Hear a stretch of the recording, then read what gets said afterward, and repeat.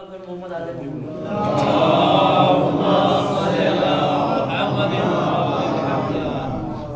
غم شبیر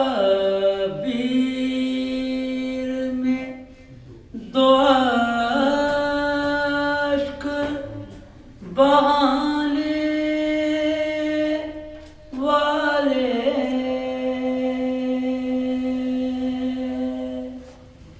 غم شبیر میں دو عشق بہانے والے تجھ پہ نازاں ہیں محمد کے گھرانے والے تجھ پہ نازاں ہیں محمد کے گھرانے والے تیرے بل جائیں گی جنات میں نہ ہرگز زہرا تیرے بل جائیں گی جنات میں نہ ہرگز زہرا اے صفے ماتم حسنین بچھانے والے اے صفے ماتم حسنین بچھانے والے جب چنی سر سے ردا رو کے کاغذ نب نے جب چنی سر سے ردا رو کے کاغذ نب نے ہے پردے کو بچانے والے ہیں کہاں میرے پردے کو بچانے والے کیسے بے درد ہیں فرماتے تھے رو کر سرور کیسے بے درد ہیں فرماتے تھے رو کر سرور برچیاں سینہ اکبر پہ لگانے والے برچیاں سینہ اکبر پہ لگانے والے غم شبیر میں دو عشق بہانے والے تجھ پہ نازاں ہیں محمد کے گھرانے والے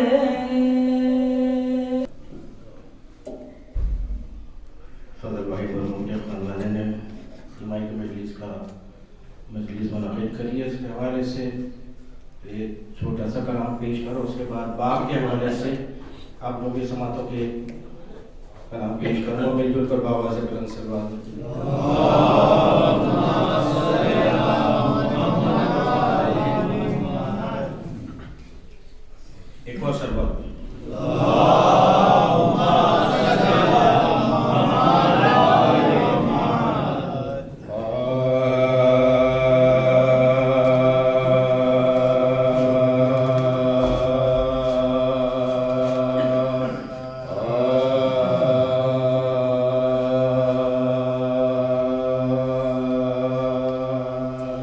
ایک دور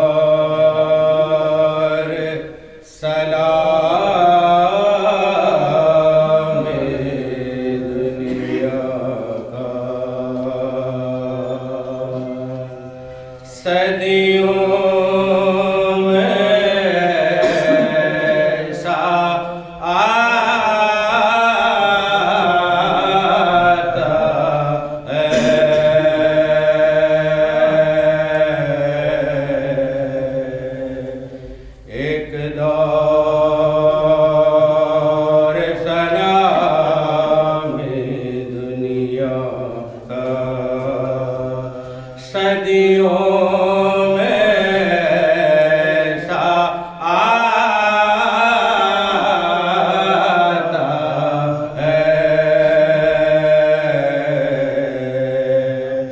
جب کوئی پیغمبر اٹھتا ہے یا کوئی شہادت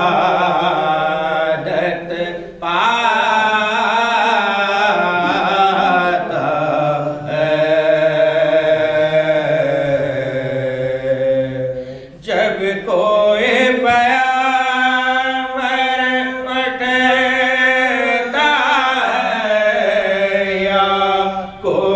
شہادت پاتا ہے ایک دور سلام دنیا کا اے نہر فرات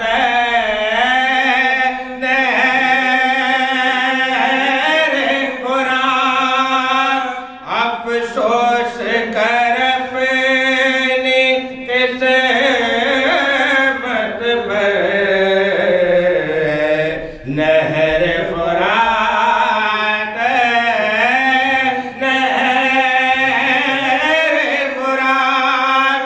افسوس کر اپنی قسمت پر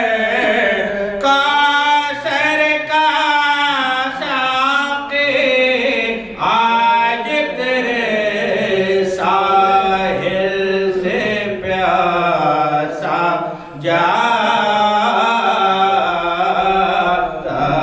ہے کوثر کا ساقی آج تیرے ساحل سے پیاسا جاتا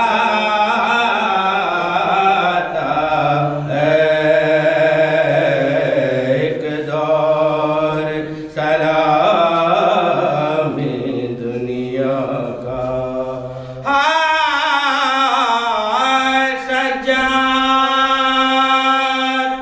سجاد اسیر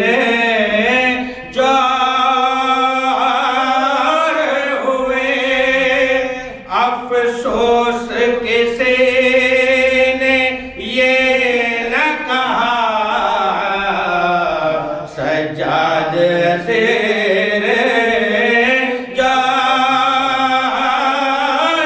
ہوئے افسوس کسی نے یہ نہ کہا یہ پاؤں ستون کعبہ ہے زنجیر کسے پہناتا ہے یہ پاؤں ستون کعبہ ہے زنجیر کسے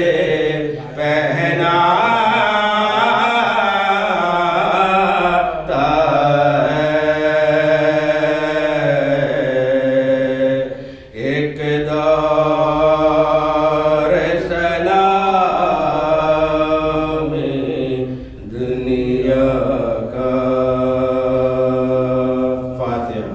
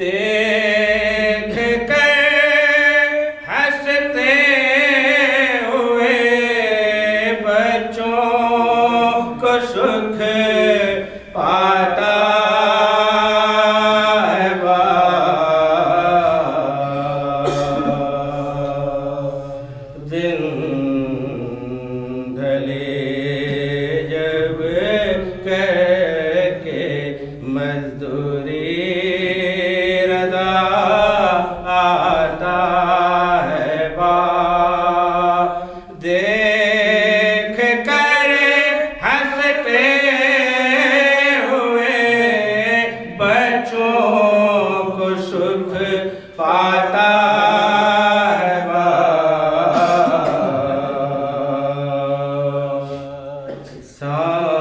سامنے آنکھوں کے جس بیٹے کے مر جاتا ہے باپ، ارے سامنے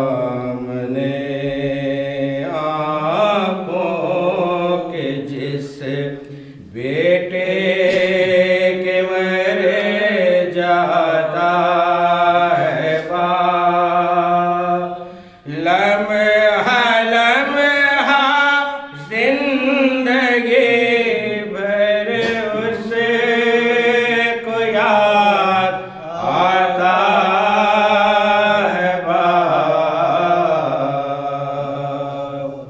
ارے جان کتنے خواب کرتے ہیں سفر بچوں کے ساتھ، ارے جان کتنے خواب کرتے ہیں سفر بچوں کے ساتھ، گھر سے پہلے بار جب اسکول لے جاتا ہے باپ،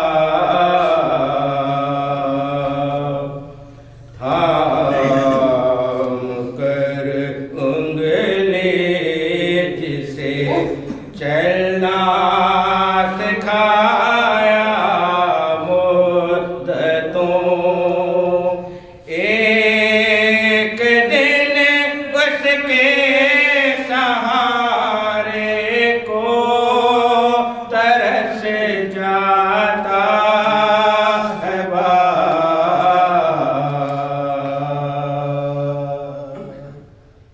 جب نمایاں کامیابی چوم بیٹے کے قدم،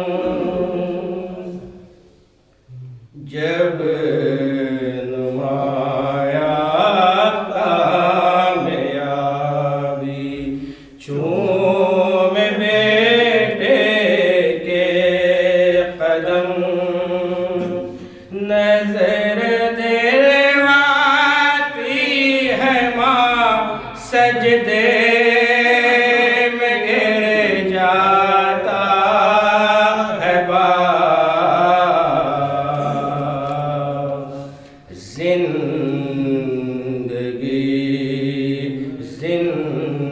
زندگی بھر چلتا رہتا ہے مشینوں کی طرح، موت کے آغوش میں ایک دن تھک سو جاتا ہے باپ، عمر بھر رہتی ہے اس بیٹے کے دل میں ایک خلش، ارے عمر بھر رہتی ہے اس بیٹے کے دل میں ایک خلش، جب ترقی دیکھنے سے پہلے مر جاتا ہے باپ،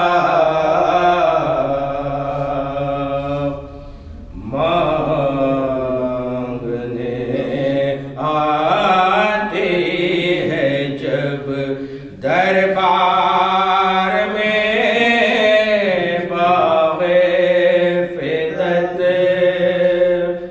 غم زدہ بیٹی کو جانے کتنا یاد آتا ہے باپ،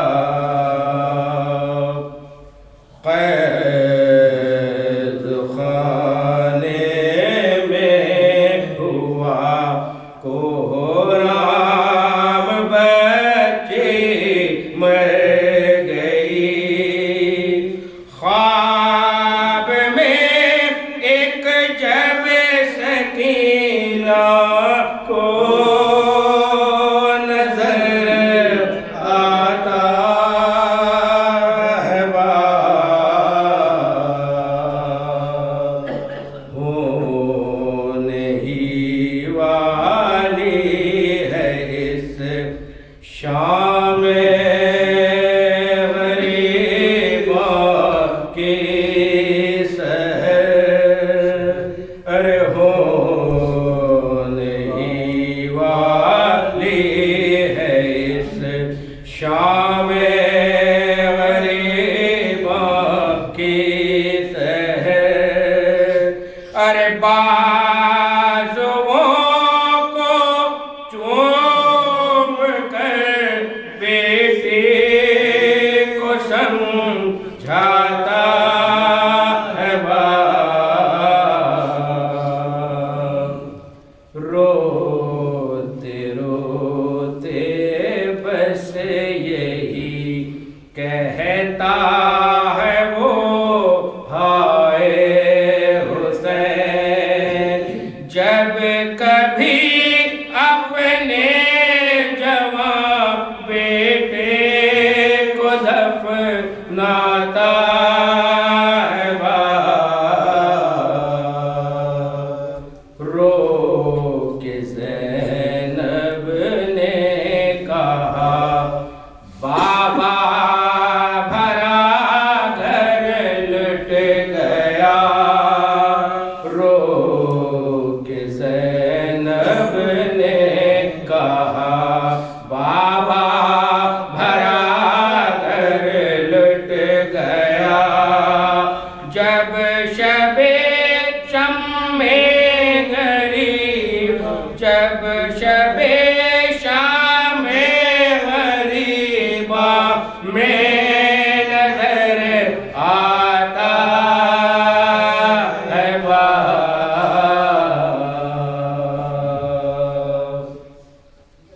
یہ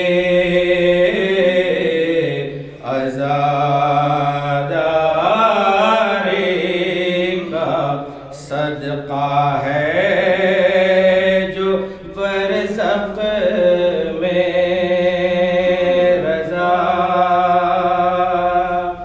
ارے یہ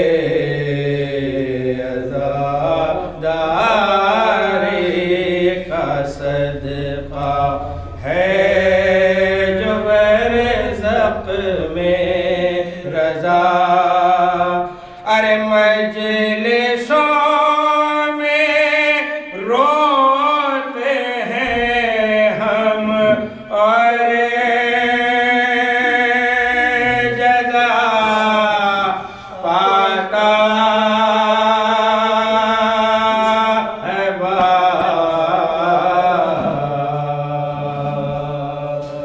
مجلسوں میں روتے ہیں ہم اور جزا پاتا ہے باپ دن ڈھلے جب کر کے مزدوری رضا آتا ہے باپ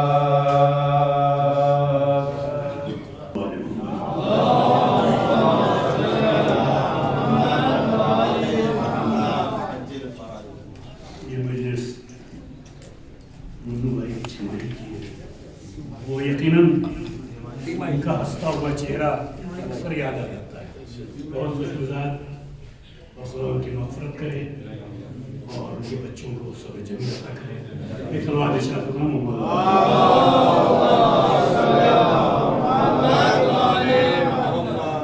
کہ ذات انسان اور ہے ذات علی کچھ اور ہے ذات انسان اور ہے ذات علی کچھ اور ہے تیرگی کچھ اور حق کی روشنی کچھ اور ہے تیرگی کچھ اور حق کی روشنی کچھ اور ہے عشق حیدر میں زباں دے کر یہ نیسم نے کہا، عشق حیدر میں زباں دے کر یہ نیسم نے کہا، ہم علی والوں کا طرز زندگی کچھ اور ہے، ہم علی والوں کا طرز زندگی کچھ اور ہے۔ اور امتحان، کیونکہ قرآن میں پہلے موت کا ذکر ہے پھر حیات کا ذکر ہے، کہ امتحان دینے کی خاطر رب نے بھیجا ہے ہمیں، امتحان دینے کی خاطر رب نے بھیجا ہے ہمیں، بعد مرنے کے حقیقی زندگی کچھ اور ہے، بعد مرنے کے حقیقی زندگی کچھ اور ہے۔ اور شامل سجدہ اگرچہ عشق حیدر بھی رہے، شامل سجدہ اگرچہ عشق حیدر بھی رہے، ایسے سجدوں کی قسم سے شان ہی کچھ اور ہے۔ عشق حیدر میں زباں دے کر یہ میسم نے کہا، ہم علی والوں کا طرز زندگی کچھ اور ہے۔ ایک صلوات ارشاد فرمائیں۔ ایک مطلب دو تین شعر کہ منسلک جو بھی در حیدر سے آ کر ہو گئے، منسلک جو بھی در حیدر سے آ کر ہو گئے، قطرے ناچیز تھے آ کر سمندر ہو گئے، قطرے ناچیز تھے آ کر سمندر ہو گئے۔ اور ناز ہے ہم کو کہ ہم سب ہیں دعائے فاطمہ، ناز ہے ہم کو کہ ہم سب ہیں دعائے فاطمہ۔ سب علی والے مقدر کے سکندر ہو گئے، سب علی والے مقدر کے سکندر ہو گئے، اور عشق سب علی والے مقدر کے سکندر ہو گئے۔ اور مقصد آل پیغمبر گر تیرے ہمراہ ہو، مقصد آل پیغمبر گر تیرے ہمراہ ہے، تب سمجھ لینا تیرے اعمال بہتر ہو گئے، تب سمجھ لینا تیرے اعمال بہتر ہو گئے۔ اور رو کے تو بھی شہ کے غم میں آخرت اپنی بنا، رو کے تو بھی شہ کے غم میں آخرت اپنی بنا۔ آنکھ کے آنسو میرے ایمان کے زیور ہو گئے، آنکھ کے آنسو میرے ایمان کے زیور ہو گئے۔ اور مقطع ہے اپنے لیے کہا ہے، کسی مومن کا اس میں کوئی دخل نہیں ہے کہ آنکھ کے آنسو میرے ایمان کے زیور ہو گئے۔ ہے ابس یہ شان کہنا ہم علی کے دوست ہیں، ہے ابس یہ شان کہنا ہم علی کے دوست ہیں، جبکہ میرے کل کے کل اعمال بدتر ہو گئے۔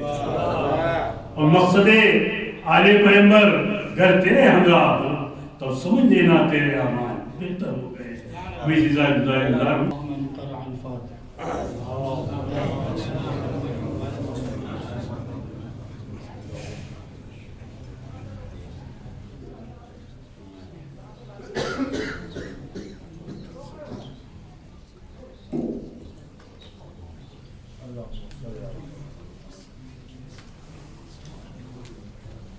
لا حول ولا قوة إلا بالله العلي العظيم. أعوذ بالله من الشيطان اللعين الرجيم. بسم الله الرحمن الرحيم. رب اشرح لي صدري ويسر لي أمري واحلل عقدة من لساني يفقهوا قولي. الحمد لله الذي لم يتخذ صاحبة ولا ولدا ولم يكن له شريك في الملك ولم يكن له ولي من الذل وكبره تكبيرا.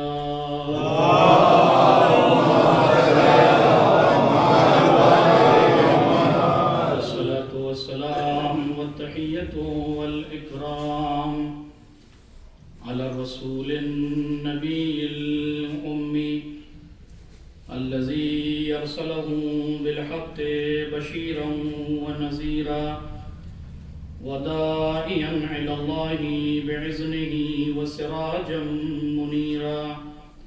سيدنا ومولانا أبي القاسم محمد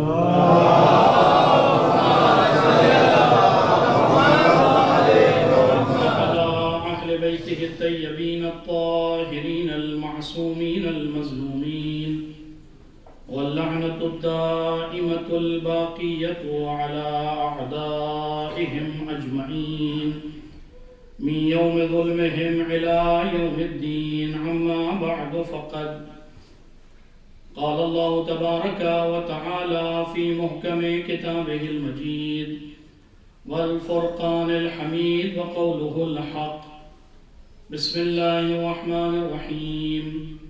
من عمل صالحا من ذكر أو أنثى وهو مؤمن فلنحيينه حياة طيبة ولنجزينهم أجرهم بأحسن ما كانوا يعملون.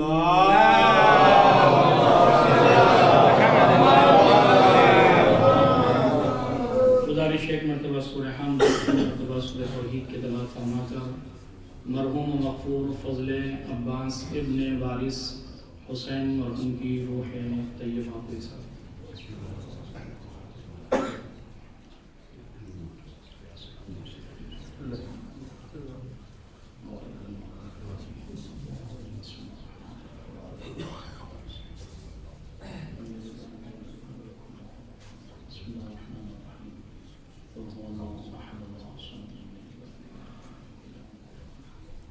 بسم الله الرحمن الرحيم. قل هو الله احد الله الصمد ولم يكن له كفوا احد. اللهم صل على محمد.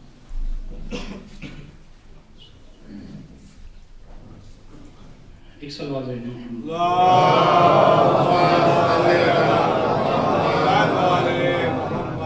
تب اس کے کہ میں اس آیت کے ضمن میں آپ کی خدمت میں کچھ باتیں عرض کروں.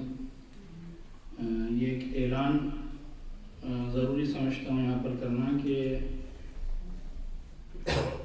ایک نوجوان نے یہ پرچہ چھپوایا جس میں ایک عمل ہے جو آیت اللہ ملا معصوم علی حمدانی سے منسوب ہے کہ آپ نے یہ اطمینان اور یہ گارنٹی لی ہے کہ اگر کوئی انسان اس عمل کو انجام دے گا تو انشاءاللہ پروردگار عالم اس کی تمام حاجتوں کو پورا کرے گا. اور یہ عمل 530 مرتبہ اللہم صلی علی فاطمہ و ابیہا و بعلہا و بنیہا و سر المستودع فیہا بعدد ما احاط بہ علمک، یہ ذکر مبارک ہے. اور میں خود بھی اس کا شاہد ہوں. میں نے اس عمل کو یہ نہیں کہہ رہا کہ میں نے پڑھا نہیں، بہرحال جو چیز آپ نے پڑھی نہیں اس کا انکار نہیں کیا جا سکتا.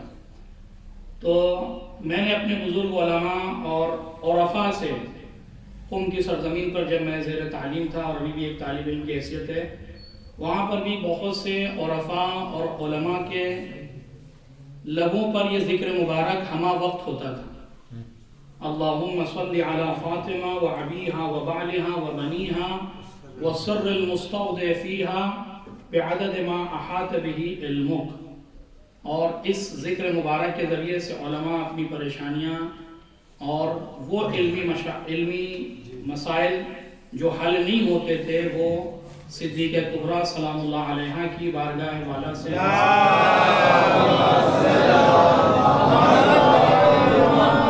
جن کو چاہیے وہ بعد مجلس یہاں پر پرچے موجود ہیں وہ اسے حاصل کر سکتا ہے. ایک اور سلوات بھیج دیں محمد.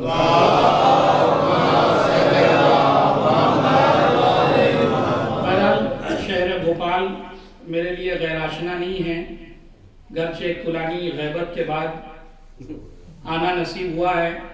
اور بہرحال میں یہ تو نہیں کہوں گا کہ میری خوش قسمتی، چونکہ اس کے پہلے جب آنا ہوا تھا تو میزبانی کے فرائض جس شخصیت نے انجام دیے تھے وہ خود مرحوم و مغفور منو چچا فضل عباس صاحب تھے، جنہوں نے واقعاً اس وقت یہ احساس نہیں ہونے دیا تھا کہ میں اپنے وطن سے دور کسی اور جگہ آیا. یقیناً یہ ان کی محبت تھی اور یہ میری بدقسمتی تھی کہ میں مجلس چیلوں میں چونکہ ایک دوسری جگہ مجھے خطاب کرنا تھا اور وعدہ پہلے سے تھا ورنہ میں ضرور شریک ہوتا. اور بہرحال میں ان کی شخصیت کے بارے میں آپ کے سامنے چونکہ آپ کے سامنے وہ رہے اور آپ جانتے ہیں کہ کس عظیم شخصیت اور کس عظیم روح کے وہ مالک تھے اور کس قدر لوگوں سے ملنا، محبت اور اپنائیت اور ایک صاف گو انسان. جہاں آج کے اس دور میں چونکہ ادبا اور شعراء حضرات اور اہل علم اہل تحقیق و فضل تشریف رکھتے ہیں کہ چونکہ ایک مزاج زمین تا آسمان فرق کر چکا ہے کہ لبوں میں بغض، لبوں پہ بغض، ایک سلوات بھیج دیں محمد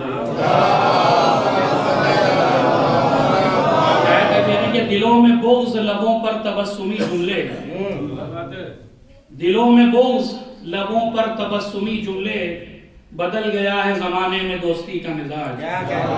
تو بہرحال یہ زمانے کی کہانی ہے اور ایک ایسا دور کہ جہاں واقعاً ایک خلیل صادق، ایک حبیب واقعی کا تلاش کرنا اور جسے مل جائے واقعاً اس کو وہ پکڑ کر اسے اپنے پاس رکھے، چونکہ اس دور میں ایک سچا دوست مل جانا گویا کہ واقعاً ایک گوہر نایاب کی حیثیت رکھتا ہے۔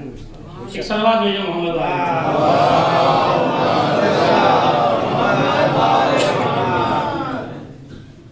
قرآن مجید کی جس آیہ مبارکہ کی تلاوت کا شرف حاصل کیا، سورہ مبارکہ نحل، قرآن مجید کا 16واں سورہ، جس کی آیت نمبر 97 نمبر، جس میں اللہ کے کائنات ایک حقیقت کی طرف اذہان انسانیت کو متوجہ کراتے ہوئے فرما رہا ہے، من عمل صالحا۔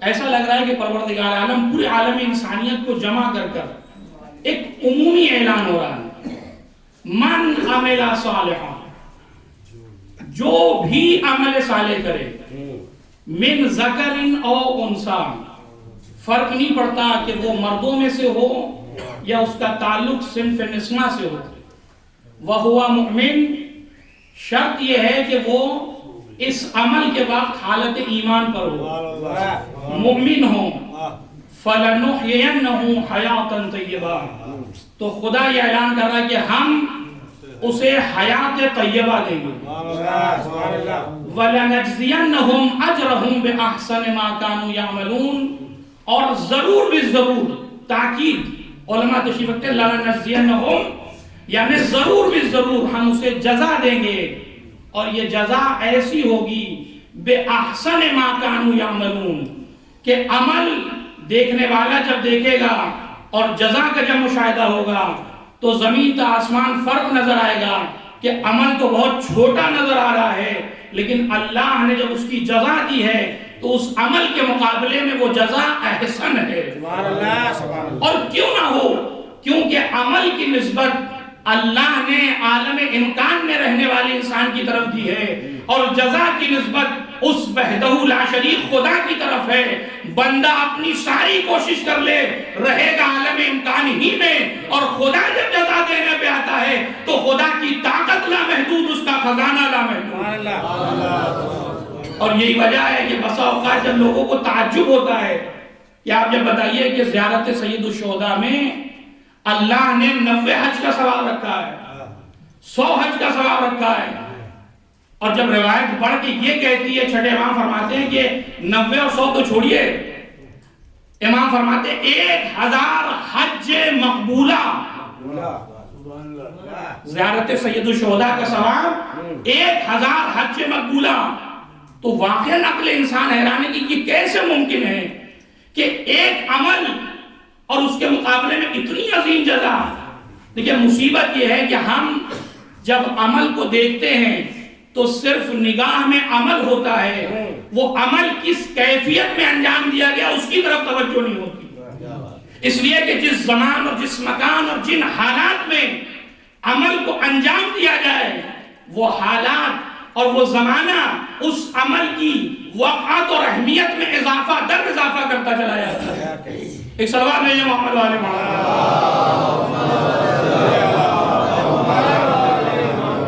اب یہ میرے ذہن میں نہیں تھی بات، لیکن میں 2 منٹ آپ کو یہاں پہ لوں گا کہ اسی طریقے سے ایک صاحب نے اعتراض کیا ایک عالم دین سے، علامہ بحر العلوم تھے غالباً، کہ آقا یہ بات سمجھ میں نہیں آتی کہ اللہ نے امام حسین علیہ السلام کی زیارت پر اتنا ثواب کیوں رکھا، آخر وجہ کیا ہے؟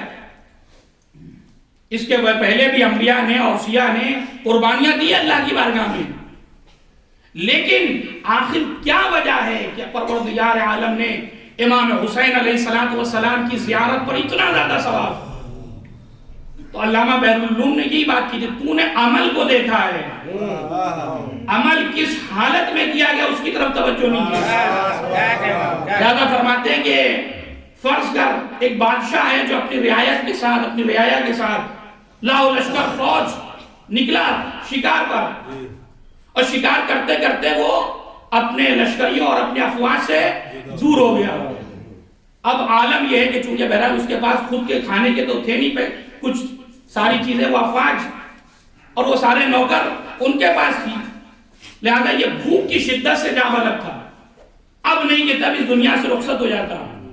ایک ضعیفہ کی نگاہ پڑی، ایک کٹیا، ایک چھوٹی سی جھونپڑی، اس نے دیکھا کہ ایک انسان جو کچھ دیر کا مہمان ہے، اس نے کیا کیا، اس کی کل پونجی، ایک دمبا، ایک بکری، اس نے پہلے اس کا دودھ نکالا، وہ دودھ اس کی خدمت میں پیش کیا، اور اس کے بعد اس بکری کو، اس دمبے کو ذبح کیا، اور ذبح کرنے کے بعد اس کا گوشت بھون کے اس کی خدمت میں پیش کیا۔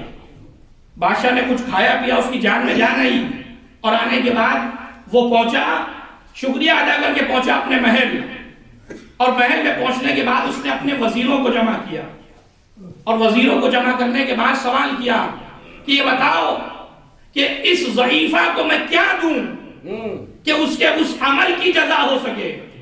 توجہ کیجئے گا، اب وزیروں نے اپنے اپنے حساب سے جو جتنا فراغ دل تھا اس نے اپنے حساب سے بتانا شروع کیا کہ اتنا دے دیجئے، اتنا دے دیجئے، بہت زیادہ اڑ کے کسی نے کہا کہ 1000 درہم و دینار اسے عطا کر دیجئے، اس کی کل حیاتی کتنی اور کتنے سال زندہ رہے گی، یہ دے دیجئے، کافی ہے۔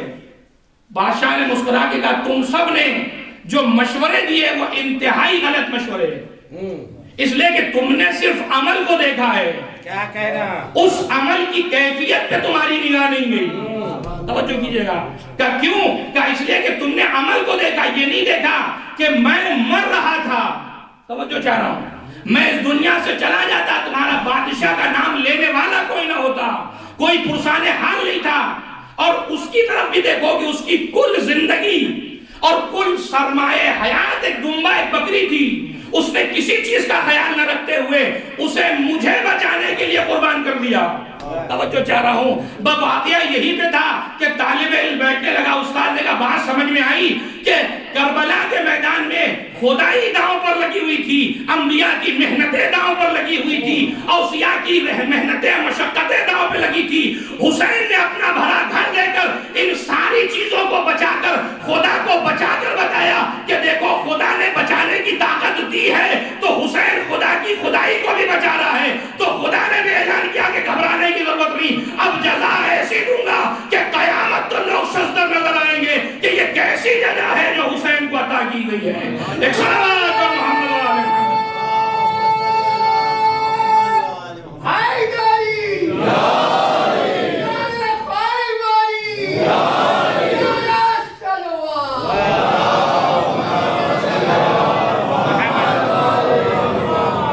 علیہ مولانا توحید خدا پہ تو فرق نہیں آیا، کہا نہیں توحید خدا پہ یہاں فرق نہیں آیا، یہ جو امام حسین کے اندر طاقت اور سکت آئی وہ کس نے عطا کی؟ یہ اسی خالق اور مالک کی عطا کردہ نعمت تھی، لہذا جو اس کی طاقت اور جو ہمت دی تھی سید الشہداء کو امام حسین نے، وہ پوری طاقت اور پورا سرمایہ خدا کی راہ میں خرچ کر دیا، دین کی بقا میں خرچ کر دیا، تاکہ دین خدا باقی رہے، اس لیے کہ اگر دین باقی ہے تو ساری چیزیں باقی رہ جائیں گی۔ ایک اور سلوات بھیجیں محمد والے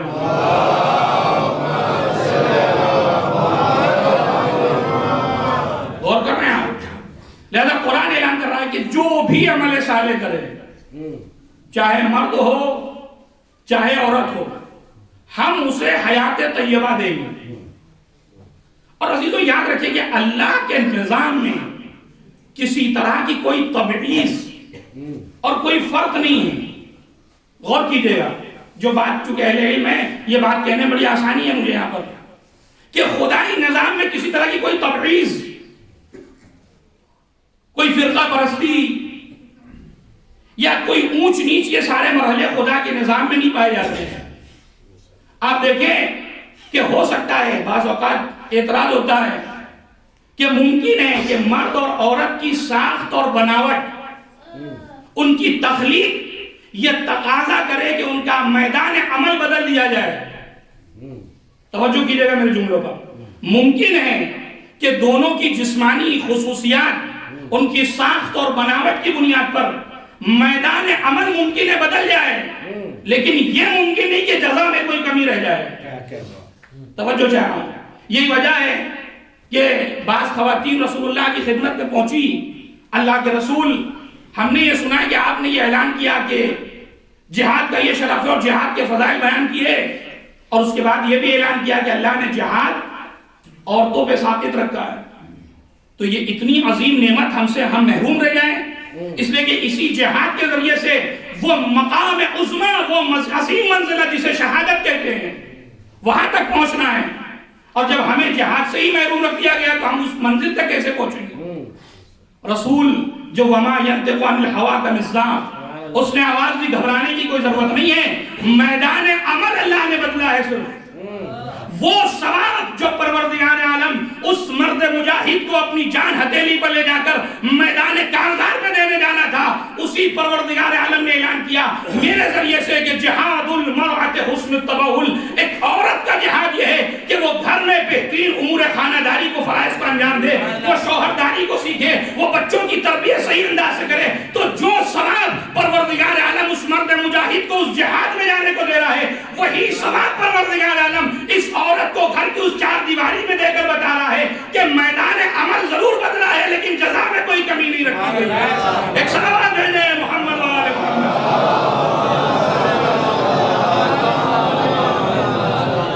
اور کر رہے ہیں آپ، ممکن ہے کہ بناوٹ کا تقاضا یہ ہو، تخلیق کا تقاضا یہ ہو کہ تمہیں اس جگہ پر وہی ثواب دیا جائے. تمہیں میدان جہاد میں جانے کی ضرورت نہیں ہے. تمہارا میدان جہاد ہم نے گھر کی چار دیواری میں بچوں کی صحیح تربیت کر دینا. یہ کم ثواب نہیں ہے، آپ اسے ہلکا مت سمجھیں. یہ خواتین جو گھر میں خدمت انجام دے رہی ہیں، یہ بڑی عظیم منزلت ہے. یا گھر کے باہر جو شوہر کام کر رہا ہے، جس کے لیے احادیث موجود ہیں کہ اپنے اہل و عیال کے لیے محنت کرنا، مشقت کرنا، یہ غذا کا فراہم کرنا، یہ بہترین زندگی فراہم کرنا اپنے اہل و عیال کے لیے جہاد سے کم نہیں ہے. یہ مجاہد فی سبیل اللہ یہ بھی جہاد کر رہا ہے، کوئی معمولی چیز نہیں ہے. اس کے لیے جس کے لیے معصومین علیہ الصلوۃ والسلام نے پوری زندگی، آپ پانچویں امام کی زندگی اٹھا کے دیکھیں، عمر کی آخری منزل میں کھیتوں میں جا کر کام کر رہے ہیں. کسی نے جا کر پوچھا فرزند رسول، اس عمر میں دولت کتنی لالچ؟ نعوذ باللہ، اس عمر میں تو لوگ گھر میں بیٹھتے ہیں، آپ جو باہر کام کر رہے ہیں، محنت و مشقت پہ لگے ہوئے ہیں. کہ میں نہیں چاہتا کہ اس ثواب سے محروم رہ جاؤں جو پروردگار عالم نے رکھا ہے. پروردگار عالم کے یہاں عمر میں نہیں ہے، یہاں محنت و مشقت ہے. میں اپنے اہل خانہ کے لیے بہترین زندگی فراہم کرنے کے لیے نکلا ہوں. اس سے بڑا ثواب کیا ہوگا؟ ایک صلوات بھیجیں محمد و آل محمد. لہذا فرمایا کہ عمل کرنے والا کوئی ہو، چاہے مرد ہو چاہے عورت ہو، اگر عمل صالح ہے. اب یہ خود ایک مستقل ٹاپک ہے کہ عمل صالح کسے کہتے ہیں.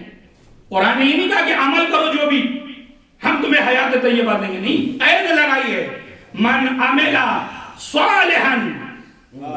عمل کے ساتھ شرط ہے کہ وہ صالح ہو. توجہ چاہ رہا ہوں، اگر معیار عمل ہی ہوتا تو بھی شیطان ہی کیوں بنتا؟ عمل میں معیار کیا ہے؟ صالح ہونا. قرآن کہتا ہے عملا صالحا. عمل ضروری نہیں ہے، عمل معیار نہیں ہے. کثرت عمل پر مت جاؤ. کسی کے زیادہ سجدے اور نمازیں تمہیں دھوکے میں نہ ڈال دیں. دیکھو اس عمل میں صلاحیت ہے ابھی خدا تک پہنچنا. عمل صالح کسے کہتے ہیں؟ علامہ طباطبائی فرماتے ہیں تفسیر میزان میں کہ عمل صالح اس عمل کو کہتے ہیں جو خالصتاً لوجہ اللہ انجام دیا جائے، جو صرف اور صرف خدا کے لیے انجام دیا جائے، جہاں ریا نہ ہو، جہاں دکھاوا نہ ہو، جہاں شو نہ ہو کہ ہم کچھ کرنا چاہ رہے ہیں کچھ کر رہے ہیں. توجہ کیجئے گا، وہ عمل صالح بنے گا. اور عمل کو عمل صالح نہیں، اور اس عمل کے ذریعے سے لوگوں کے عقیدے مضبوط ہوں.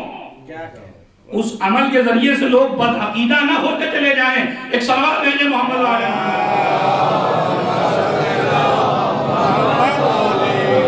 قرآن کیا کہتا ہے؟ من عمل صالحا من ذکر او انثی وہو مؤمن.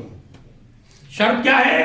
ایمان کی، اگر میں اسے علمی زبان میں آپ کی خدمت میں پیش کروں تو ایک طرف اللہ نے عقیدے کو رکھا، ایک طرف عمل صالح کو رکھا، اور ان دونوں کے ملاپ اور ان دونوں کے اختلاط اور دونوں کی ترکیب جب ہو جائے، یہ دونوں مرکب ہو جائیں، یعنی ایمان بھی ہو عمل صالح بھی ہو، تب خدا نے اعلان کیا فَلَنُحْيِيَنَّهُ حَيَاةً طَيِّبَةً، اگر ایمان اور عمل صالح دونوں لے کر آئے ہو تو ہم تمہیں حیات طیبہ دیں گے۔ اس کا مطلب یہ ہے کہ اگر منبر سے کوئی یہ پڑھ کر چلا جائے کہ تنہا عمل کافی ہے، وہ بھی قرآن کی اس آیت کے خطرے میں پڑ جائے گا۔ اگر یہ کہہ دیا جائے کہ تنہا عقیدہ کافی ہے، وہ بھی مشکل میں گرفتار ہو جائے گا، ورنہ قرآن کی ساری آیتوں کو خلاصہ کریے تو نتیجہ ایک ہی نکلے گا کہ ایمان بھی ضروری ہے، ایمان کے ساتھ عمل صالح بھی ضروری ہے۔ اس لیے کہ جب تک یہ دونوں چیزیں ملیں گی نہیں، انسان کمال تک پہنچ نہیں سکتا۔ ایک صلوات بھیجیں محمد آل محمد۔ غور کر رہے ہیں آپ؟ اور بسا اوقات چونکہ میرا شاید یہ میرے موضوع میں نہیں تھا، لیکن یہ بات آ گئی تو عرض کر دوں، یہ بات میں پھر کہہ رہا ہوں کہ آپ جتنی بھی باتیں سنیں خصوصاً منبر رسول سے، یہ آپ کا حق بنتا ہے کہ بعد مجلس خطیب سے پوچھیں کہ صاحب یہ بات چونکہ واضح نہیں ہوئی، میرے بات ہو سکتا ہے کہ خطیب نہیں سمجھا پایا، میں آپ کی سماعت پر اعتراض نہیں کر رہا، ممکن ہے کہ میں کوئی بات آپ تک منتقل نہ کر پایا صحیح سے، یہ آپ کا حق بنتا ہے کہ بعد مجلس مجھ سے دریافت کریں کہ یہ بات کیسے تھی اور کیا کس طریقے سے آپ نے پڑھی۔ ایک سوال ہے محمد آل محمد۔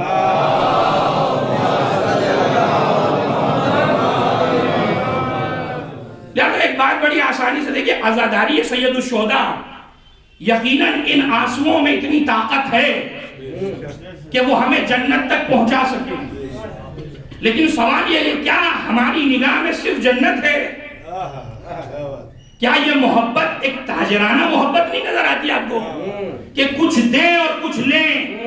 توجہ چاہ رہا ہوں جو بات، اور جس کی طرف میں اشارہ کرنا چاہ رہا ہوں، جس کی طرف مولا متقیان نے بھی اشارہ کیا، پروردگار بہت سے بندے ایسے ہیں جو تیری عبادت تو کرتے ہیں لیکن ان کی عبادت تاجرانہ عبادت ہے، وہ اس لیے سجدے کر رہے ہیں کہ تجھے کچھ چاہیے، جنت کی نعمتیں چاہیے۔ یہ نہیں غلط ہے، میں یہ نہیں کہہ رہا ہوں کہ غلط ہے یہ فکر، لیکن یہ بڑی ابتدائی عبادت ہے، معرفت کی ابتدائی منزل ہے یہ۔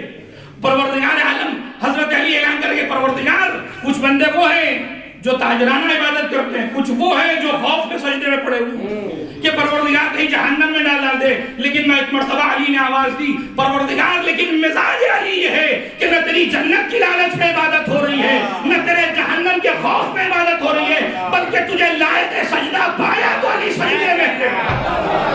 آواز ہے بلند سلوات۔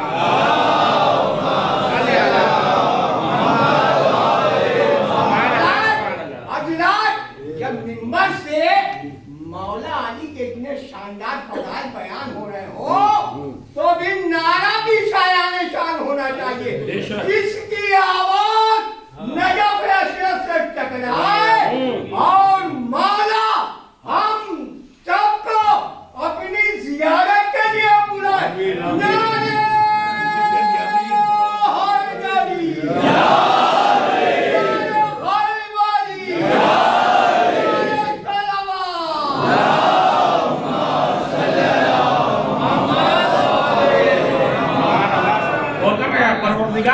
علی نے تجھے لائق عبادت سمجھا تو یہ سر سجدے میں ہے، یہ وہ معرفت کی منزل ہے، یہ وہ علوی اور فاطمی سماج ہے جو علی اپنے چاہنے والوں میں دیکھنا چاہتے ہیں، ورنہ جنت تک پہنچ جانا کوئی کمال نہیں انسان کا۔ ہمارا خاص طور سے جو محبان اہل بیت اطہار علیہ السلام ہیں، یقیناً ہمیں جنت ملے گی، لیکن سوال یہ ہے کہ جنت میں کس مقام پر ہیں ہم؟ یہ وہ ہے چیز جسے ہمیں حاصل کرنا ہے۔ کسے قرب رسول اللہ نصیب ہے، کسے قرب حضرت زہرا نصیب ہو، یہ وہ چیز ہے جس کے لیے ہمیں عمل انجام دینا ہے، ورنہ واقعاً صرف یہ کہہ دینا کہ صاحب ایمان کافی ہے، وہ اپنی جگہ محبت خود ایک موضوعیت رکھتی ہے اپنی جگہ پر حدیث میں، لیکن مجھے اگر میں اپنے نوجوانوں سے خطاب کروں، اہل علم اور بزرگان مجھ سے بہتر جانتے ہیں کہ یہ بتائیے بعد کربلا سب سے بڑا عزادار مردوں میں کون ہے اور عورتوں میں کون ہے؟ ایک بہت چھوٹا سا سوال کہ مجھے بتائیے مردوں میں بعد کربلا سب سے بڑا عزادار کون ہے اور عورتوں میں سب سے بڑی عزادار کون ہے؟ زبان پر صرف 2 ہی شخصیتوں کے نام ہیں. اگر مردوں کا نام لو گے تو سید الساجدین ہے.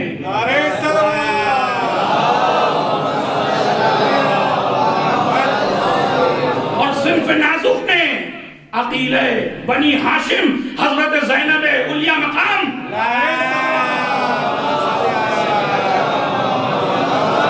اور ان دونوں شخصیتوں کا آپ غور مطالعہ کریں کہ 14 معصومین میں اللہ نے یوں تو سب زین العابدین ہیں, سب سید الساجدین ہیں, لیکن یہ خاص اہتمام پروردگار نظر آ رہا ہے کہ کربلا کے بعد اگر کسی امام کو زین العابدین کہا گیا, سید الساجدین کہا گیا, تو وہ چوتھے امام کو کہا گیا. اگر کربلا کے بعد کربلا میں وقت رخصت میں مسائل نہیں پڑ رہا, حضرت امام حسین اپنی بہن سے کیا کہتے ہیں, یا اختی لا تنسینی فی صلاۃ اللیل, اے بہن زینب مجھے نماز شب میں فراموش نہ کرنا. ان دونوں سیرتوں کو جمع کر نتیجہ یہی نکلتا ہے کہ 35 سال کا گریہ بھی پایا جا رہا ہے, وقت نماز بھی پڑھی جا رہی ہے, جو اس بات کی طرف اشارہ ہے کہ حقیقی عزادار سید الشہداء وہ ہے جو نماز کے وقت مصلی پر نظر آئے, عبادت عزاداری کے وقت عزاداری پر نظر آئے.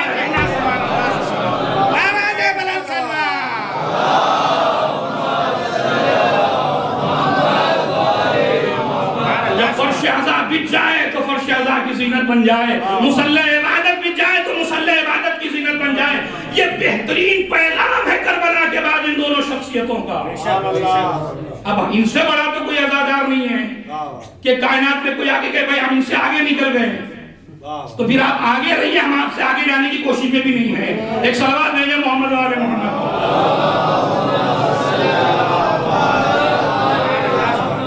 لہذا قرآن اعلان کر رہا ہے کہ ہم انہیں حیات طیبہ دیں گے. اب مسئلہ یہ ہے کہ حیات طیبہ کہتے کسے ہیں؟ یہ کون سی حیات ہے جس کے بارے میں قرآن کہہ رہا ہے کہ ہم انہیں حیات طیبہ سے نوازیں گے؟ کیا یہ ظاہری حیات کی طرف اشارہ ہے یا مرنے کے بعد کی طرف اشارہ ہے؟ یہ کون سی حیات ہے جس کے لیے قرآن کہہ رہا ہے کہ فَلَنُحْيِيَنَّهُ حَيَاةً طَيِّبَةً؟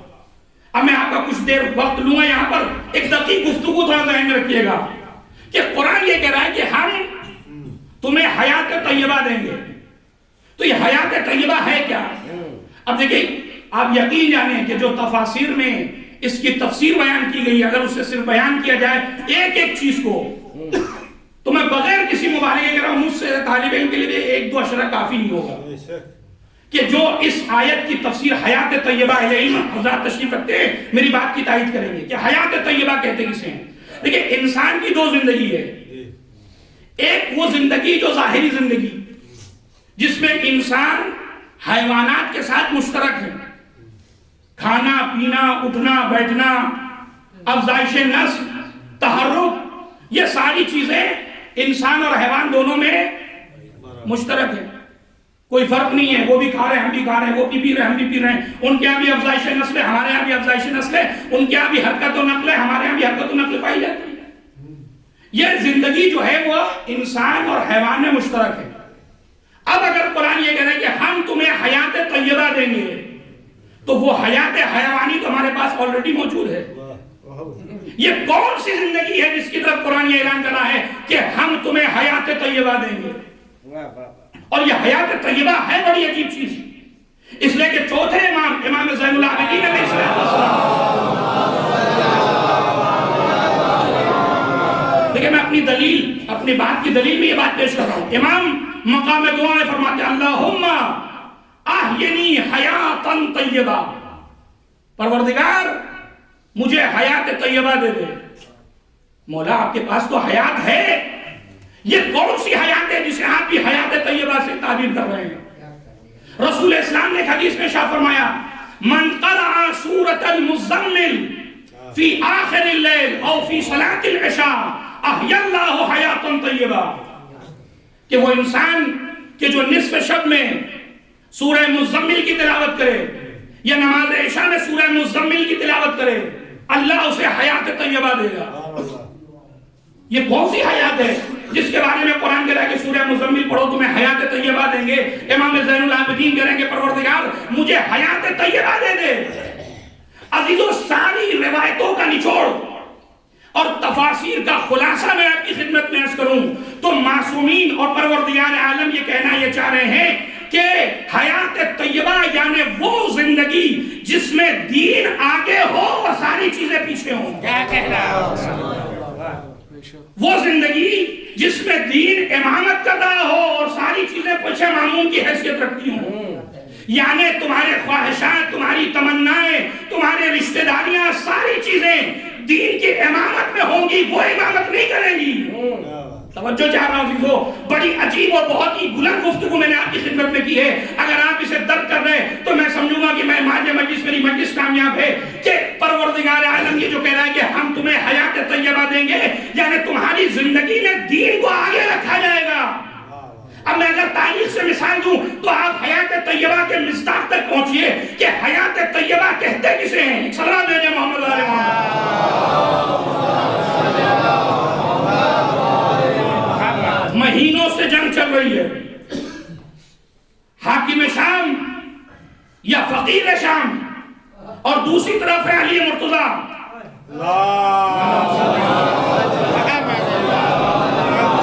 اور جنگ اس مرحلے میں آ گئی، تاریخ بتاتی کم سے کم 36,000 افراد طرفین سے قتل ہو چکے ہیں، کچھ شہید ہیں، کچھ ہلاک ہیں۔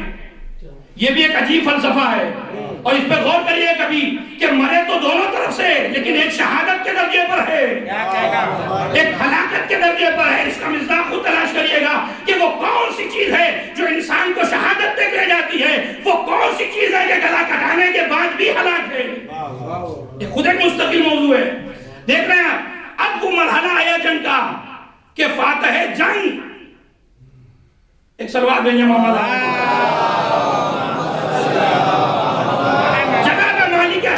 تلوار کو لیے ہوئے خیمے دشمن میں پہنچے۔ اب جو جنگ تھی اس جنگ کی، جہاں ختم ہونے کے بعد مالک اشتر تلوار نکال چکے تھے، تلوار چلاتے اور یہیں پہ خاتمہ ہو جاتا، گفتگو ختم ہو جاتی۔ اتنے مہینوں سے چل رہی جنگ اختتام کو پہنچتی، تلوار نکلی ہوئی ہے کہ ادھر چلے ادھر حاکم شام کا سر کٹے، سارے فتنے و فساد ختم ہو جائے۔ لیکن ایک مرتبہ آنے والا قاصد آیا، مالک جس جگہ پہ ہو وہیں پہ رک جاؤ۔ توجہ چاہتا ہوں، دیکھیں حیات طیبہ اور ایک عادی زندگی کے فرق کو محسوس کریں۔ مالک اور ہم ہوتے، اگر میں ہوتا تو کہتا اپنی جگہ اپنی بات کو رکھو، جس کے لیے اتنے دنوں سے، اتنے محنتوں سے، اتنی راتوں کو جگ جگ کر زندگی گزاری ہے، اتنے شہداء دیے ہیں، اب میں یہاں پر رکنے والا نہیں ہوں، میں صفین کا فاتح بن کر خیمے سے باہر نکلوں گا۔ لیکن مالک جانتے ہیں کہ حیات طیبہ کسے کہتے ہیں، وہ پاک و پاکیزہ زندگی جس میں دین کی امامت ہو، اسے کیا کہتے ہیں؟ مالک نے نکالی ہوئی تلوار کو نیام میں رکھا اور واپس چلے آئے۔ مالک یہ کیا کر رہے ہو؟ تمہیں نہیں پتا کہ یہ جنگ جیت جاؤ گے، فاتح کہلاؤ گے؟ عجب نہیں، مالک آواز دے، نادان جنگ تو جیت جاتا، لیکن وہ تمغہ جو علی نے بعد جنگ مجھے دیا، وہ تمغہ علی مجھے نہ دیتے۔ علی نے کیا کہا تھا؟ مالک تم میرے لیے ویسے ہی ہو جیسے میں رسول خدا کے لیے تھا۔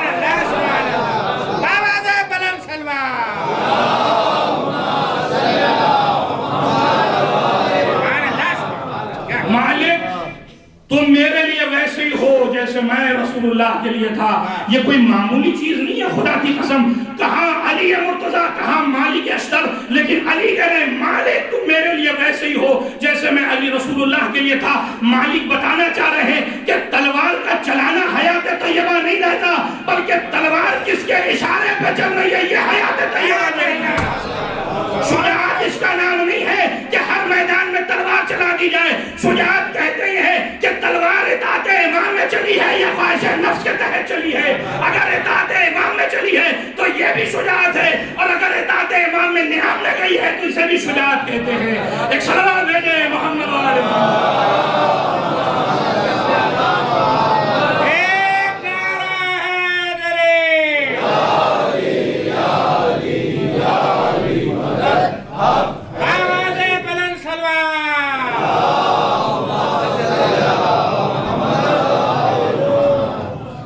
تلوار کا چلانا کمال نہیں ہے، تلوار اطاعت امام میں چلی ہے یا نہیں، یہ مہم ہے۔ تلوار چلانے والے کتنے نہیں تھے. آپ دیکھیں دور حاضر میں مثال دوں, نہ جانے کتنے جنرلز موجود ہے خود ایران میں اور ایران سے باہر دوسری کنٹریز میں, لیکن جو مقام اس وقت شہید قاسم سلیمانی رضوان اللہ تعالی علیہ کو اللہ نے نصیب کیا. اب دیکھیں وہ خصوصی اعزاز اس بندے کا کہ ہر دل میں جگہ بناتا چلا گیا, اپنا ہو پرایا ہو کس ملک کا ہو کسی ملک کا ہو. کیوں؟ اس لیے کہ حیات طیبہ کا مصداق ہے. حیات طیبہ یعنی جس کے دلوں پر جس کی حکومت ہو. یہی تو ہارون کی آنکھوں میں آنکھیں ڈال کر امام کاظم نے کہا تھا تم امام الجسوم ہو ہم امام القلوب ہو. تمہاری حکومت جسموں تک محدود ہے, ہم دلوں تک تا قیامت محبت کرتے رہے.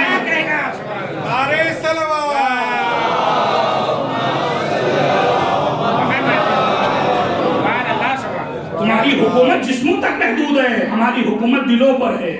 اور یہ دلوں کی حکومت کو کب تک ختم کرو گے؟ تم خود بھی جاؤ گے لیکن دلوں کی امامت کو ختم نہیں کر سکتے. یہ امام کاظم علیہ السلام کے جملے تھے کہ انتا امام الجسوم و انا امام القلوب. ہم امام قلوب ہیں. تو جب امام القلوب ہیں تو ان کی راہ میں جس نے جان دی ہے اس کی بھی دلوں میں محبت آئے گی. لوگ حیران ہے کہ تھا کون؟ وہ اتنا تھا کہ اس آیت کا مصداق میں ستا من عمل صالحا من ذکر و انثى وهو مؤمن فلنحيينه حیاتا طیبہ. ہم انہیں حیات طیبہ دیں گے. اور عجیب فلسفہ ہے, خدا کی قسم میں اپنی منزل آخر منزل پر آ رہا ہوں. آپ غور کریں لمحے کے لیے کہ پیغمبر کسی کو سمجھا رہے ہیں جس کے پاس کان ہے, آنکھ ہے, دو ہاتھ ہیں, بظاہر حرکت کر رہا ہے, اور ادھر سے خدا آواز ہے پیغمبر انک لا تسمع الموتى. پیغمبر آپ مردوں کو نہیں سمجھا سکتے. عجب, پروردگار اس کے تو آنکھ ہے, یہ تو زندگی ہے اس کے پاس.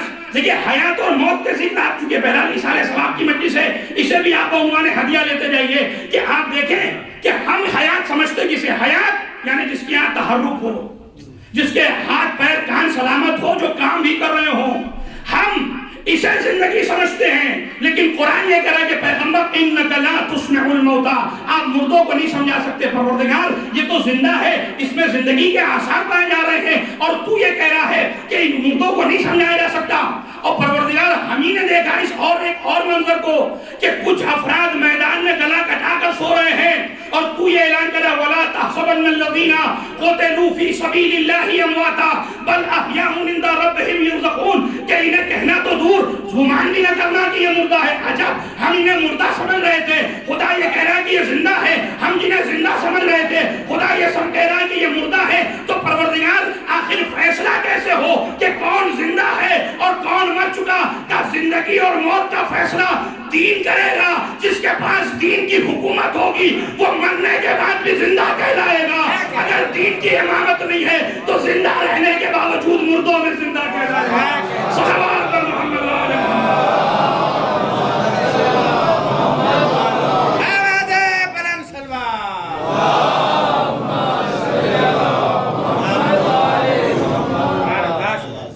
مرنے کے بعد بھی وہ زندہ کہلائے گا. یہی وجہ ہے کہ احادیث جب آپ اٹھائیں گے تو احادیث میں ایک موضوع ہے میت الاحیاء. میت الاحیاء یعنی زندوں میں مردہ. اور کم سے کم احادیث میں 12 لوگ ایسے ہیں جسے احادیث کی روشنی میں مردوں میں زندہ کہا گیا ہے. جس میں سے ایک دو کی طرف اشارہ کروں تاکہ میں اپنے موضوع کو مکمل کروں. قرآن یہ کہتا ہے, احادیث کہتی ہے الکذاب والمیت سواء. احادیث کہتے ہیں جھوٹا انسان, جھوٹ بولنے والا اور مردہ یہ دونوں برابر ہیں. کیوں؟ اس لیے کہ اللہ نے جب اس انسان کو پیدا کیا تھا اور یہ زبان دی تھی تو اس لیے کہ وہ سچ بات ہے. لہذا جب قانون الہی پر عمل نہیں کیا تو ہوا کرے زندہ, ہم تو اسے مردہ کہیں گے. دیکھ رہے ہیں. اس کے بعد کہتے ہیں الجاہل والمیت سواء. جاہل انسان اور مردہ انسان یہ دونوں برابر ہیں. اس لیے کہ ہم نے اس انسان کو پیدا ضرور جاہل کیا ہے، لیکن ہم نے اس سے مطالبہ کیا ہے کہ اگر اس موت کو حیات میں تبدیل کرنا چاہتے ہو تو علم حاصل کرو۔ کیا کہنا، سبحان اللہ۔ جتنا تمہارے اندر علم آتا جائے گا تم حیات طیبہ سے نزدیک ہوتے چلے جاؤ گے۔ ایک صلوات بھیجیں محمد علیہ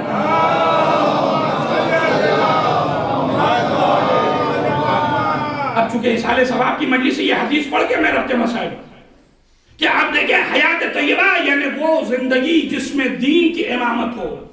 ہمیں ہر مرحلے میں شادی ہو، میت ہو، زندگی کے کسی بھی شعبے کا کوئی پروگرام ہو، ہمیں یہ پہلے دیکھنا ہے دین کا نظریہ کیا ہے، کیا کہنا، میرا خدا، میرا رسول، میرے معصومین کیا چاہتے ہیں۔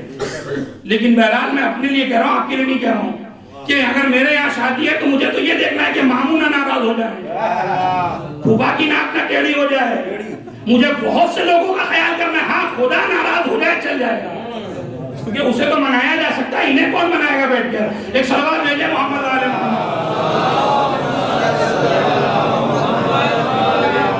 دیکھ رہے ہیں یعنی دین کہتا کیا ہے، ہم اس کی فکر میں بہت کم ہیں۔ آپ دیکھیں بہرحال سبھی کے یہاں، میں دعا نہیں کر رہا، بہرحال ہونا سب کے یہاں ہے، چونکہ قرآن کہہ رہا ہے کل نفس ذائقۃ الموت، ہر گھر میں یہ مسئلہ ہونا ہے۔ آپ دیکھیں کہ مولوی صاحب کو جب بلایا جاتا ہے تدفین میں، وہ غریب بیچارہ صرف اور صرف نماز میت کے لیے بلایا تھا اور بقیہ کسی کام کے لیے نہیں۔ ساری پیشن گوئیاں، سارے احوال خود وہاں ان سے بڑے افراد جو موجود تھے وہ سب کچھ کر لیتے ہیں۔ آپ جتنے چاہے فتوے تھوک باؤں میں وہاں لے لیجیے، ایک سے مفتی مجتہد آپ کو وہاں نظر آئیں گے، کوئی یہ نہیں ملا کر کے کہ بھائی جناب بھی آئے ان سے بھی کچھ پوچھ لو کہ کس طریقے سے قبر میں اتارا جائے گا، مستحب کیا ہے، مکروہ کیا ہے۔ ہم تو سنتے آئے وہی ہوگا، اسے حیات طیبہ نہیں کہتے۔ ورنہ میں ایک اور مثال دوں آپ کو، ایک صلوات بھیجیں محمد۔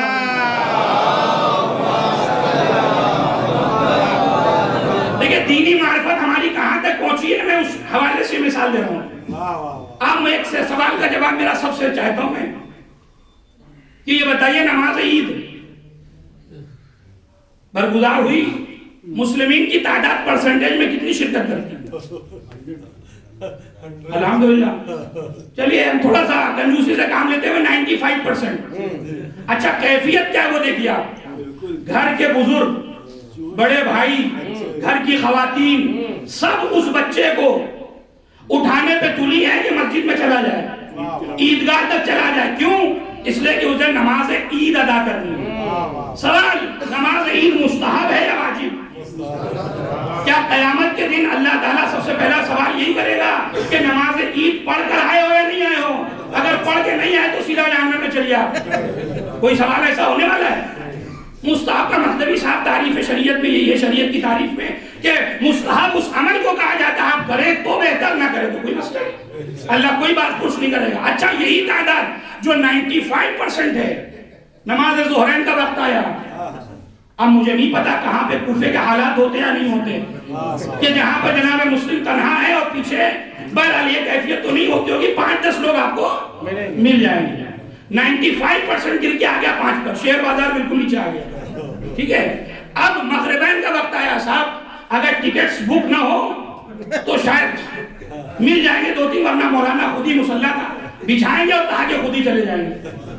یہ حالات ہے۔ اب مجھے بتائیے یہ مغربین، یہ نماز ظہرین، یہ واجب ہے یا مستحب؟ اس کا سوال ہوگا یا نہیں ہوگا؟ دیکھیں ہم اپنے آپ کو کہتے ہیں دیندار، لیکن آج تک میں اپنے لیے کہہ رہا ہوں خدا کی قسم کہ آج تک کیا میں نے پلٹ کر دیکھا کہ یہ جو دین میں لے رہا ہوں، اس دین پر جو میں عمل کر رہا ہوں، یہ اصلی دین ہے یا نسلی دین ہے؟ بھائی نماز صبح تو واجب تھی، گھر کا کوئی فرد آگے نہیں بڑھا کہ بچے کو اٹھا دو، بلکہ ماں تو کہی تھی بیچارہ 2 بجے سویا ہے، آپ اسے کیوں اٹھا رہے، اسے سونے دیں۔ لیکن جیسے نماز عید کی بات آئی، پورا خاندان فون پہ فون چلا رہا ہے، بھیا تمہارا بچہ تو پہنچے نہیں ابھی تک، امام جماعت ابھی تک رکا ہے، تکبیریں باقی جلدی بھیجو، وہ نہ آیا تو گویا قیامت رکی ہوئی ایک طرح سے۔ لیکن عزیزو یہ کیوں ہے؟ چونکہ ہم سب اسیر ہیں اس نسلی دین کے، کہ ہمیں اسے بتانا ہے، پبلک میں بتانا ہے کہ بھیا ہم بھی موجود ہیں۔ لیکن جو ظہرین، جو مغربین، جو نماز صبح جس کی سبب سے ممکن ہے جہنم کا منہ دیکھنا پڑ جائے، اس کی فکر کتنی ہے ہمیں؟ کیا واقعی یہی دین ہے جس کو ہم کہتے ہیں کہ ہم دیندار ہیں؟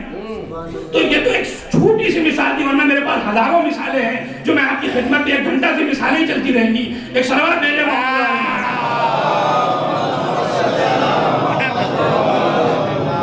غور کر رہے ہیں آپ. بس میں اپنی آخری منزل پر آ گیا کہ انسان دین فہمی سب سے اہم چیز ہے. یہ حیات طیبہ یعنی دین کی امامت. حیات طیبہ یعنی ہمیں دیکھنا ہے کہ واقعاً میں ایک مولوی کے عنوان سے مجلس کس غرض سے آ رہا ہوں؟ لفافے کے وزن کی بنیاد پر آ رہا ہوں، یا واقعاً یہ سوچ کر آ رہا ہوں کہ واقعاً اللہ نے مجھے یہ توفیق دی ہے ممبر رسول پر جانے کی، تو میری ذمہ داری کیا ہے؟ یہ 200-250 لوگ جو 200-250 گھنٹے بن رہے ہیں، ان کا میں اگر وقت لے رہا ہوں تو میں نے دین کے نام پہ انہیں دیا کیا؟ اور کر رہے ہیں آپ.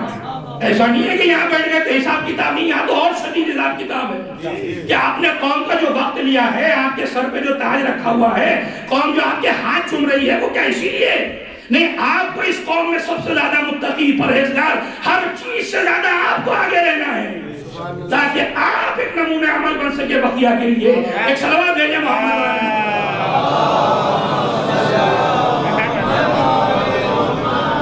ہر جگہ مسائل ہیں اور ان مسئلوں کو جب تک گفتگو ہوگی نہیں، یہ سوچ کر کہ کون بولے، قوم کے حالات بس سے بدتر ہوتے جائیں گے. ایک اور صلوات بھیجیں محمد والا.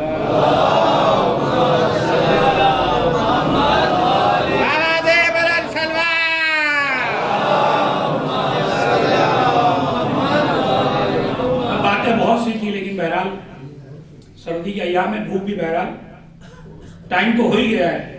ایک اور صلوات بھیجتے محمد علیہ. ایک حدیث اور ہفتے مسائل. حدیث قدسی کا فقرہ ہے کہ قال اللہ تعالی و تبارک للنبی صلی اللہ علیہ وآلہ وسلم.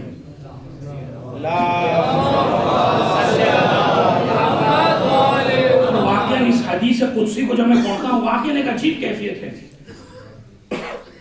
اللہ نے پیغمبر پر وحی نازل کی، فرماتے افتخار الناس فی الدنیا علی 6 اوجہ. لوگ دنیا میں 6 چیزوں کی بنیاد پر فخر کرتے ہیں. فخر و مباحات. الاول بالوجہ الحسن. پیغمبر لوگ دنیا میں ایک اچھے چہرہ رکھتے ہیں، جو خوبصورت چہرے والے ہیں وہ دنیا پہ ناز کرتے ہیں، دوسروں پہ فخر و مباحات کرتے ہیں کہ اللہ نے ہمیں اتنا حسین بنایا. پیغمبر آپ کہیے لمن افتخر بالوجہ الحسن، کہ جو اس خوبصورتی چہرے پر اترا رہا ہے، تکبر کر رہا ہے. پیغمبر انہیں یاد دلائیے کہ قیامت کے دن وجوہہم النار وہم فیہا کالہون، ان کے چہروں کو مسح کر دیا جائے گا. یہ آگ جو جہنم کی انہیں جھلسا دے گی اور وہ صرف ادھر ادھر کرتے ہوئے نظر آئیں گے. پیغمبر دوسری چیز جس کی بنیاد پر یہ لوگ فخر کرتے ہیں، بالفصاحہ. اپنی زبان پر ہم بڑا اچھا بول لیتے ہیں، ہم سے اچھا خطیب کوئی نہیں ہے، ہم سے اچھا پبلک میں کوئی بیان کرنے والا نہیں ہے. پیغمبر ان سے کہیے الیوم نختم علی افواہہم وتکلمنا ایدیہم وتشہد ارجلہم بما کانوا یکسبون. قیامت کا دن وہ دن ہوگا جب ان کی ہونٹوں پر مہریں لگا دی جائیں گی. اب ان کے پیر گواہی دیں گے، ان کے ہاتھ گواہی دیں گے کہ انہوں نے کیا گل کھلائے ہیں.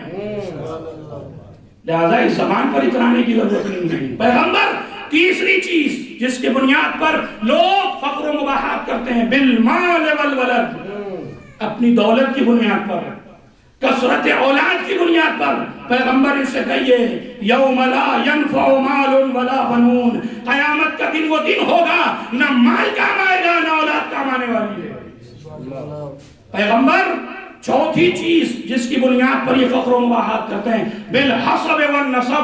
اپنے آپ، اپنے حسب، اپنی خاندانی شرافت، اپنے حسب و نسب کہ ہم تو فلاں کے بیٹے ہیں، ہم تو فلاں کے بیٹے ہیں، ہم تو فلاں نسل سے ہیں. پیغمبر ان سے کہہ دیجئے قیامت کے دن فلا انصاب بینہم. یہ نسبتیں کام آنے والی نہیں ہے. جب آدم کا بیٹا آدم کی بنیاد پر جہنم میں چلا جائے گا، نوح کا بیٹا نہ بچ سکا یا دوسرے رشتہ دار نہ بچ سکے تو تم کیسے بچ سکو گے؟ فلا انصاب بینہم. پیغمبر یہ فخر کرتے اپنی طاقت پر. من افتخر بالقوہ، جو اپنی طاقت پہ فخر کرتے ہیں، پیغمبر ان سے کہو کہ جس جہنم میں انہیں ڈالا جائے گا، ملائکۃ غلاظ الشداد، ان جہنم پر ان ملائکہ کو رکھا ہے جو بڑے قوی، بڑے طاقتور ہو. اگر طاقت ہی آزمانا ہے تو ان سے آزما لینا ہے کہ ہم جہنم میں نہیں جائیں گے. اور چھٹی چیز جس کی بنیاد پر لوگ فخر کرتے ہیں وہ ہے ملک، حکومت. پاور میں ہے اس لیے فخر و مباحت کرے. پیغمبر ان سے کہہ دیجئے قیامت کے دن آواز آئے گی، لمن الملک اليوم، آج کا دن کس کے اختیار میں ہے، آج حکومت کس کے اختیار میں ہے. آواز آئے گی للہ الواحد القہار، اس وحدہ لا شریک خدا کی حکومت ہے.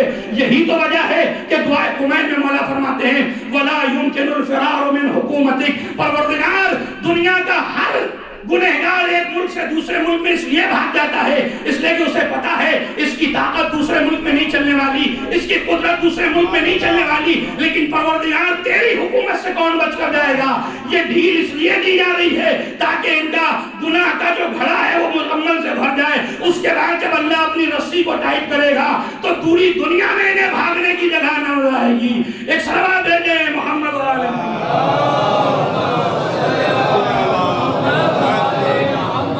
بس. عزیزان گرامی، حیات طیبہ اگر چاہیے تو یہی 6 چیزیں آپ کے لیے مرنے کے بعد ایصال ثواب کا ذریعہ بن سکتی ہے.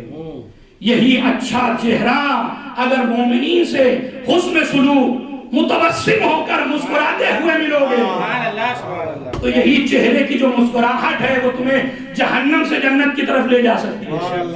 اس لیے روایت میں ادخال السرور فی قلب المؤمن عبادہ، مومن کو خوش کرنا بھی عبادت کا درجہ رکھتا ہے.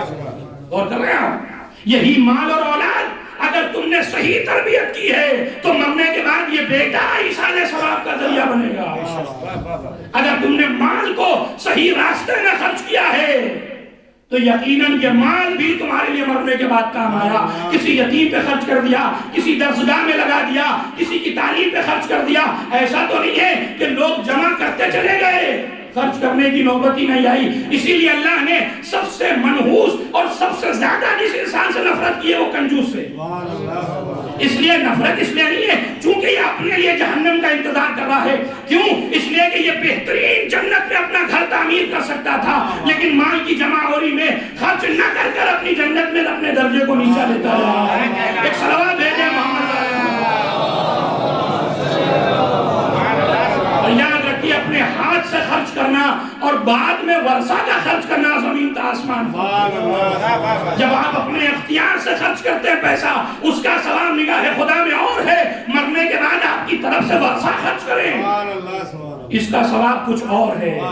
لہذا یہی چیزیں سبب بن سکتی ہیں، یہی حسب و نسب، یہی طاقت اور قوت اگر دین کے دفاع میں ہو، دین کی بلندی میں ہو، دین کی سرفرازی کے لیے ہو تو یہ ساری چیزیں آپ کو قیامت میں فائدہ مند ہو سکتی ہیں. کیوں؟ اس لیے کہ آپ نے ان ساری چیزوں کو لگایا کس میں؟ دین کی ترقی کے لیے، دین کی فلاح و بہبود کے لیے. جب دین کے لیے کام کیا ہے تو دین بھی آواز دے گا لَنُحْيِيَنَّهُ حَيَاةً طَيِّبَةً، ہم تجھے حیات طیبہ دیں گے. یعنی تیرے مرنے کے بعد تیرا ذکر خیر ہمارے معزز بندوں کے ساتھ ملا کر تجھے یاد رکھا ہے. ایک صلوات پر محمد وآلہ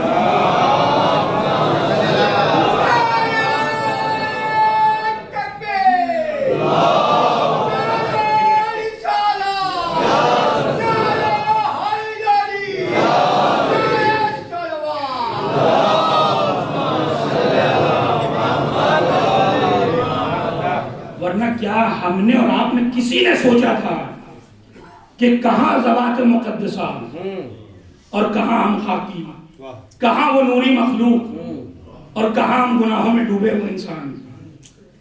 لیکن یہ ان ذوات کا اور دین کے لیے چونکہ آپ نے کام کیا ہے، دین کے پابند تھے، لہذا یہ اللہ کی طرف سے جزا ہے.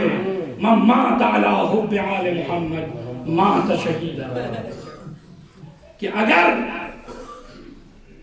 دین کے نام پر اہل بیت کی محبت پر اس دنیا سے جا رہے ہو تو ہم تمہیں شہادت کا درجہ دیں گے.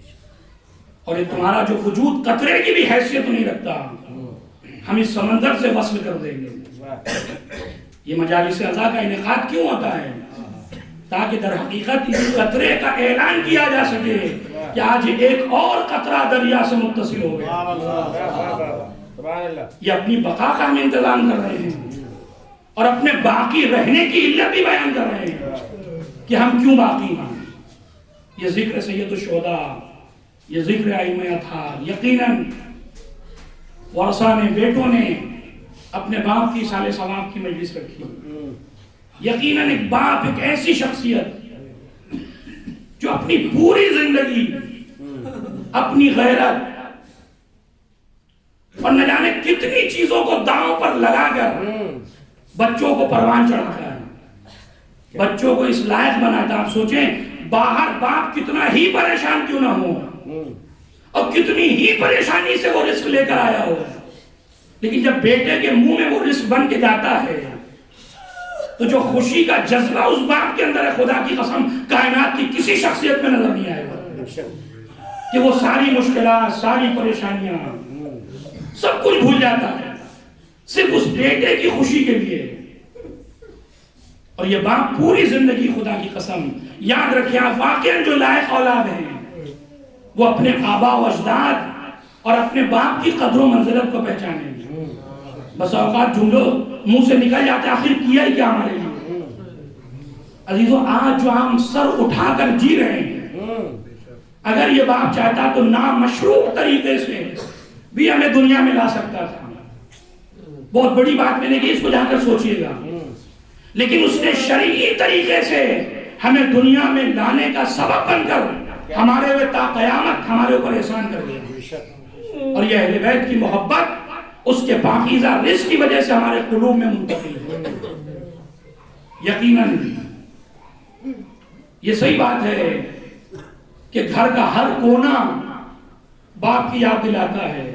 ہر محفل، ہر مجلس، ہر وقت انسان ایک کمی کا احساس کرتا ہے کہ کاش میرا باپ ہوتا، کاش میں یہ چیز اپنے والد کو دکھا سکتا، کاش میری یہ ترقی اپنے والد کے لیے ہو سکتی ہے. اسی لیے تو روایتوں میں ہے کہ جب کسی مقام پہ پہنچو تو اپنے والد کے حق میں دعا کرنا کہ اس کی محنتیں، اس کی دعائیں ہیں جو تمہاری اس مقام پر پہنچے. لیکن عزیزوں آپ دیکھیں ایک حساس جملہ ہے، اگر آپ احساس کر گئے تو مجلس یہیں پہ ختم ہے کہ جیسے جیسے دن گزرتے ہیں یہ غم دھیرے دھیرے کم ہوتا جاتا ہے. جو کیفیت مرنے کے وقت ہوتی ہے وہ کیفیت ورثہ کے لیے چہروں میں نظر نہیں آتی. جیسے جیسے تاریخیں بڑھتی ہیں غم کی شدت میں کمی آتی ہے. کیوں؟ اس لیے کہ اللہ نے سہو و نسیان جیسی نعمت سے نوازا ہے. لیکن ذرا یہ تصور کریں آپ، کیا معصوم کے یہاں بھی سہو و نسیان ہوتا ہے؟ کیا معصوم بھی سہو و نسیان رکھتا ہے؟ کہا نہیں. اب آپ سمجھے کیوں میرا چوتھا امام 35 سال تک اپنے باپ پہ گریا کرتا رہا.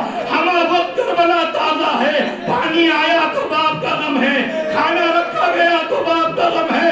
قصائیوں کے علاقے سے گزرا تو ایک ہی سوال کرتا، یہ بتاؤ تم نے ان جانوروں کو پانی پلایا یا نہیں پلایا؟ مولا ہمارا دستور یہ ہے کہ پہلے ہم پانی پلاتے ہیں اس کے بعد ذبح کرتے ہیں. ایک مرتبہ آہ کر کے کہتے بابا ارے جانوروں کو بھی ذبح کیا جاتا ہے تو پانی پلا دیا جاتا ہے، لیکن بابا آپ کو 3 دن کا بھوک. اجرکم اللہ، خدا کسی غم میں نہ رلائے سوائے غم سید الشہداء کے. ہاں عزیزو، باپ اور بیٹے کی محبت ایک عجیب محبت ہے. میں احساس کیسے کراؤں آپ کو؟ تاریخ کے کچھ نمونے دکھاتا ہوں. کربلا میں سارے لوگ شہید ہو گئے. حسین غم سے نڈھال ہے، برچیوں کا زخم ہے، تیروں کا زخم ہے. آئے ہیں اپنے بیٹے سے ملاقات کے لیے. بیٹا غشوے کے عالم میں ہے، جناب زینب سلام اللہ علیہا بھی ساتھ میں ہے. بیٹا سید سجاد اٹھو. ایک مرتبہ سید سجاد نے آنکھیں کھولی. بابا خیریت تو ہے، کیا وجہ ہے؟ فرماتے ہیں جب اس کیفیت میں ایک بیٹے نے اپنے باپ کو دیکھا اب سوال کرنا شروع کیا. بابا میرا چچا حبیب نظر نہیں آتا، بابا مجھے علی اکبر نظر نہیں آتے. ایک ایک کے بارے میں امام زین العابدین سوال کر رہے ہیں اور ایک مرتبہ بڑی مایوسانہ انداز سے پوچھتے چچا اے بابا یہ بتائیے اینا امی العباس، ایک بابا پاپا میرے چچا نظر نہیں آتے. آپ کی اس کیفیت کو دیکھنے کے بعد میرے چچا مجھے یاد آئے. حسین آگے بڑھے, اپنے لال کو کلیجے سے لگایا کہ میرے لال اتنا سمجھ لو مردوں میں تمہارے اور میرے علاوہ کوئی نہیں. جیسے یہ فکرے سنے آواز دیئے پھوپھی اماں, ارے میری تلوار لائیے, میرا عصا لائیے, میرے لال خیریت تو ہے. ارے پھوپھی اماں آپ نہیں دیکھتی, میرا بابا غریب ہو گیا, میرا بابا تنہا ہے, عصا کا سہارا دوں گا, تلوار سے بابا کی اجرکم اللہ. خدا کسی غم میں نہ رلائے. ہاں عزیزو, بڑی سخت منزل ہے. بڑا بھائی موجود ہو اور چھوٹا بھائی اس دنیا سے چلا جائے, بڑے بھائی کے لیے بڑی سخت منزل ہے کہ جس بھائی کی زندگی پوری زندگی ساتھ رہا, اچانک اس نے دار مفارقت دے دیا. اس کا اندازہ بھی کربلا نے ہمیں بتا دیا کہ جب حسین نے اپنے سارے شہداء کی لاشیں اٹھائی لیکن کسی شہید پر یہ مرثیہ نہیں پڑھا. لیکن جب عباس جیسے بھائی کی مرنے کی خبر پہنچی ہے تو آواز دی الان انکسر ظہری وقلت حیلتی. اے بھیا عباس, ارے تیرے مرنے کے بعد تیرا بھائی اجرکم اللہ. میں مجلس کو تمام کر دیتا لیکن آخری بات اور آپ کی زحمت تمام. عزیزو, ایک باپ کو جہاں بیٹوں سے محبت ہے وہیں بیٹیوں سے بڑا لگاؤ ہے, اور میں کہتا ہوں شاید بیٹیوں سے بیٹوں کے مقابلے میں کچھ زیادہ ہی لگاؤ ہے. اس کی میں مثال آپ کو دے دوں. جب 19 رمضان کو سر اقدس مولا پر ضربت لگی ہے, امام حسن آئے, باپ کو اس کیفیت میں دیکھا, سر خون میں تر ہے, زار و قطار رو رہے ہیں. امام نے حسن مجتبیٰ کو قریب بلایا, آنسوؤں کو پوچھا, گلے سے لگایا, میرے لال روتے نہیں ہیں, تمہارا باپ زندہ ہے, تمہیں امامت امت کو انجام دینا ہے, رونے کی کوئی بات نہیں ہے. حسین نے مظلوم کو دیکھا, بابا کی اس کیفیت میں زار و قطار رو رہے ہیں, بیٹے کو دلاسا دیا. اب یہ قافلہ گھر کی طرف پہنچا, اور جب گھر قریب آیا تو سارے لوگوں کو مولا نے واپس کر دیا. اب جو تاریخ کا فقرہ ہے وہ تاریخ کا فقرہ بڑا عجیب ہے کہ امام گھر میں گئے, جیسے دونوں بیٹیوں کو دیکھا, دونوں بیٹیوں کو گلے سے لگا کر اب منع نہیں کرتے, اب زار و قطار آنسو بہا رہے ہیں. مجھے نہیں پتا, عجب نہیں شاید شام و کوفے کا حال یاد دیا ہو. اے زینب و کلثوم, ارے شام کا دربار ہوگا, کوفے کا بازار ہوگا, تمہیں بے پردہ پھرایا جائے گا, تمہارے باپ کے سامنے سارے مناظر ہیں. ہائے وہ باپ کیسے برداشت کرے جس کی بیٹیوں کو بے پردہ. کوفہ اور شام, شام کا بازار, کوفے کا دربار.